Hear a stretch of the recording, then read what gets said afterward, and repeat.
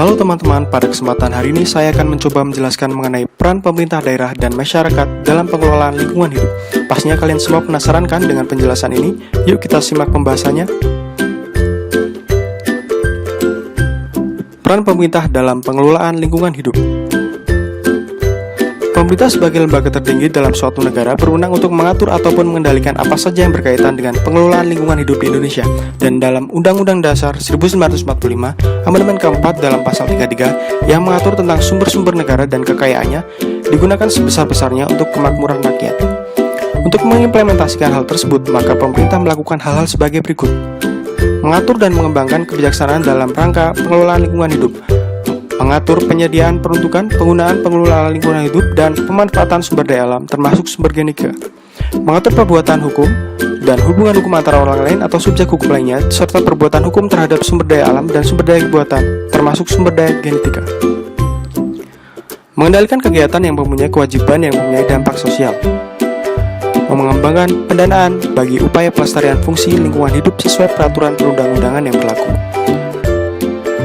Dalam penyelenggaraan pemerintahan berdasarkan prinsip good governance berarti mendemokrasikan penyelenggaraan fungsi-fungsi pemerintahan dengan melibatkan kalangan swasta dan masyarakat.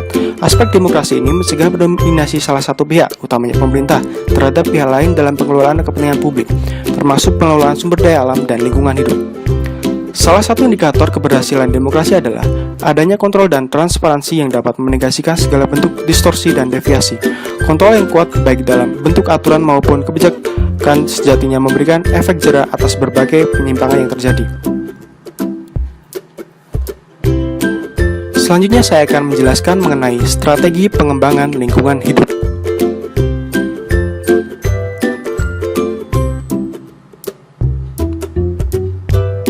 Strategi pengembangan lingkungan hidup. Berdasarkan hasil konferensi Stockholm tahun 1972, maka strategi pengembangan lingkungan hidup di Indonesia dituangkan dalam dua kebijakan utama, yaitu kebijakan kependudukan dan kebijakan pengelolaan lingkungan hidup. Yang pertama adalah kebijakan kependudukan. Kebijakan kependudukan tersebut antara lain adalah jumlah penduduk, kualitas penduduk, peningkatan dalam pendidikan, kesejahteraan dan kesejahteraan, pemukiman penduduk daerah perkotaan maupun pedesaan, peningkatan pengetahuan dan kesadaran terhadap pelestarian lingkungan hidup.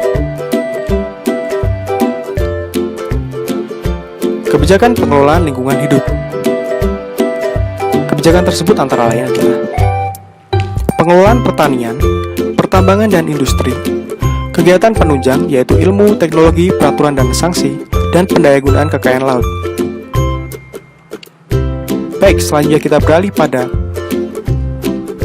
peran masyarakat dalam perlindungan dan pengelolaan lingkungan hidup. Dalam pasal 70 ayat 2 Undang-Undang Nomor 32 Tahun 2009 tentang perlindungan dan pengelolaan lingkungan hidup, peran masyarakat dalam perlindungan dan pengelolaan lingkungan hidup dapat berupa 1. Pemberian saran, pendapat, usul, keberatan, dan pengaduan, pengawasan sosial, penyampaian informasi dan atau laporan. Sedangkan dalam pasal 70 ayat 3 dalam undang-undang ini disebutkan bahwa peran masyarakat dilakukan untuk meningkatkan kepedulian dalam perlindungan dan pengelolaan lingkungan hidup, meningkatkan kemandirian, keberdayaan masyarakat dan kemitraan, menumbuh kembangkan kemampuan dan kepelaporan masyarakat, menumbuh kembangkan ketanggapsegaraan masyarakat untuk melakukan pengawasan sosial, mengembangkan dan menjaga budaya dan kearifan lokal dalam rangka pelestarian fungsi lingkungan hidup. Lalu bagaimana dengan masyarakat hukum adat? Berdasarkan peraturan pemerintah nomor 45 tahun 2004 tentang perlindungan hutan, pasal 8 ayat 4, masyarakat adat diberikan tempat untuk perlindungan hutan yang menjadi kawasan, yakni hutan adat.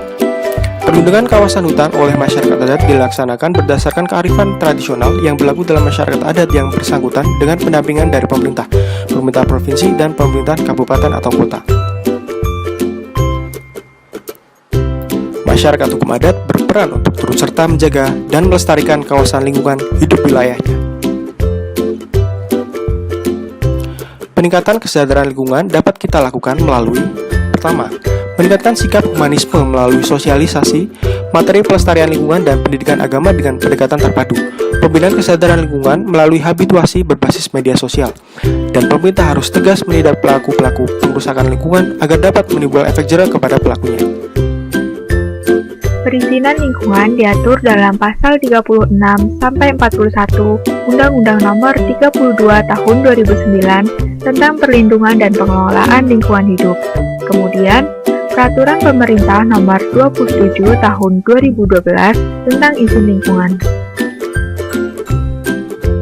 Pengertian izin lingkungan menurut PP Nomor 27 Tahun 2012 adalah izin yang diberikan kepada setiap orang yang melakukan usaha dan atau kegiatan yang wajib AMDAL atau UKL-UPL dalam rangka perlindungan dan pengelolaan lingkungan hidup sebagai prasyarat untuk memperoleh izin usaha dan atau kegiatan. Pihak penerbit izin lingkungan. Izin lingkungan diterbitkan oleh Menteri, Gubernur, Bupati atau Wali Kota. Izin lingkungan dapat dibatalkan melalui keputusan PT UN. Dan izin lingkungan berakhir bersamaan dengan berakhirnya izin usaha dan atau kegiatan. Lalu, apa saja syarat pembatalan izin lingkungan? Yang pertama, persyaratan yang diajukan dalam permohonan izin mengandung cacat hukum, kekeliruan, penyalahgunaan, serta ketidakbenaran atau pemalsuan data, dokumen, atau informasi. Yang kedua, peneritanya tanpa memenuhi syarat sebagaimana tercantum dalam keputusan Komisi tentang Kelayakan Lingkungan Hidup atau rekomendasi UKL-UPL. Yang ketiga, kewajiban yang ditetapkan dalam dokumen AMDAL atau UKL-UPL tidak dilaksanakan oleh penanggung jawab usaha. Lalu, bagaimana pelaksanaan penegakan hukum terhadap izin lingkungan? Yang pertama, Menteri, Gubernur, Bupati, atau Wali Kota melakukan pengawasan, pendelegasian kepada pejabat-pejabat pengawas lingkungan hidup. Yang kedua, Menteri Lingkungan Hidup. Jika terjadi pelanggaran serius yang dibiarkan oleh daerah. Yang ketiga, laporan oleh masyarakat tentang terjadinya masalah lingkungan. Selanjutnya, pengawasan lingkungan. Menteri Lingkungan Hidup, Gubernur, Bupati atau Wali Kota wajib melakukan pengawasan terhadap ketaatan penanggung jawab usaha atau kegiatan dan dapat mendelegasikan kewenangannya. Dalam pelaksanaan pengawasan, Menteri, Gubernur, Bupati atau Wali Kota dapat menetapkan pejabat pengawas lingkungan hidup yang merupakan pejabat fungsional. Lalu, apa saja sih wewenang pejabat pengawas?